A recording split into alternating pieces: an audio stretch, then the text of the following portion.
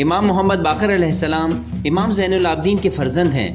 آپ پانچویں امام اور رسول اسلام صلی اللہ علیہ وآلہ وسلم کے پانچویں جانشین ہیں۔ آپ علیہ السلام اپنے بے پناہ علم کی وجہ سے باقر کے لقب سے مشہور ہیں۔ آپ علیہ السلام کا یہ لقب اس لیے مشہور ہے کہ آپ علیہ السلام علم کو کھول کر بیان کرنے والے تھے۔ آپ علیہ السلام نے اپنے جد پیغمبر اسلام کی مانند علم کے بیش بہا خزانے کھولے اور سائنس کی مختلف شاخوں کا علم لوگوں کو سکھایا، جو کہ بعد میں عظیم اسکالر بنے۔ لہٰذا اپنے وقت کے سب سے بڑے عالم امام محمد باقر علیہ السلام، جنہیں لوگ بحر العلوم کے نام سے بھی جانتے تھے، چونکہ آپ علیہ السلام ہر سوال کا جواب برجستگی سے دیا کرتے تھے۔ امام محمد باقر علیہ السلام کربلا میں بھی موجود تھے اور اس وقت آپ کی عمر مبارک 4 برس تھی۔ آپ علیہ السلام نے بھی اہل بیت پر ہونے والے مظالم جھیلے اور قید خانے کی سختیاں برداشت کیں۔ امام محمد باقر علیہ السلام عمر بھر مدینہ میں رہے اور آپ علیہ السلام نے مسجد نبوی میں علوم آل محمد کا مدرسہ قائم کیا، جہاں طلاب کی ایک بڑی تعداد آپ کے علم سے فیضیاب ہوتی تھی۔ آپ کی علمی قابلیت۔ آپ علیہ السلام کے دور امامت میں آپ کی علمی قابلیت کے باعث مختلف علوم کو فروغ حاصل ہوا، جن میں علم فلسفہ، علم العقائد، علم قانون اور دیگر دینی علوم سر فہرست ہیں۔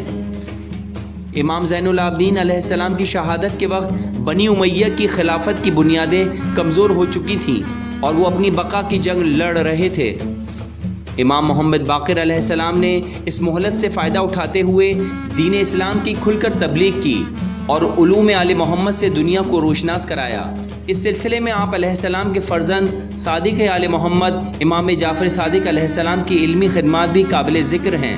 امام محمد باقر علیہ السلام نے مجالس اعزا کا سلسلہ بھی جاری رکھا، جس کے ذریعے اپنے جد امام حسین علیہ السلام کی عظیم بے مثل قربانی کو یاد رکھا جائے اور واقعہ کربلا کا پیغام لوگوں تک پہنچایا جائے۔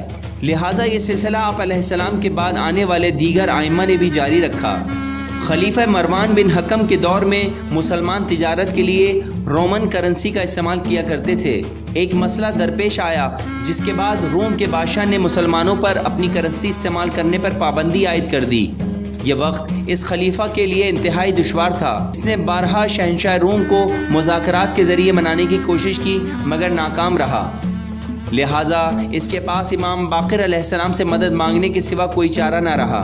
جب امام علی مقام مروان بن حکم کے پاس آئے اور مسئلہ سنا تو آپ نے فرمایا کہ ایک اسلامی کرنسی تشکیل دی جائے تاکہ آئندہ کوئی ریاست مسلمانوں کو نہ ڈرا دھمکا سکے اور نہ ہی تجارت سے روک سکے۔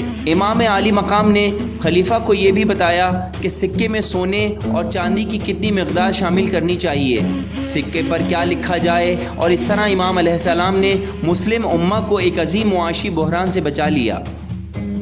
جب نیا خلیفہ اقتدار میں آیا، اسے امام علیہ السلام کی مقبولیت سے شدید خطرہ لاحق ہوا۔ اس نے امام علیہ السلام کو گرفتار کرنے کی کوشش کی اور بعد ازاں امام محمد باقر علیہ السلام کو زہر دلوا کر شہید کر دیا، اور پھر ان کے بیٹے امام جعفر صادق علیہ السلام نے اپنے بابا کو امام زین العابدین اور امام حسن علیہ السلام کے پہلو میں جنت البقیع میں دفن کر دیا۔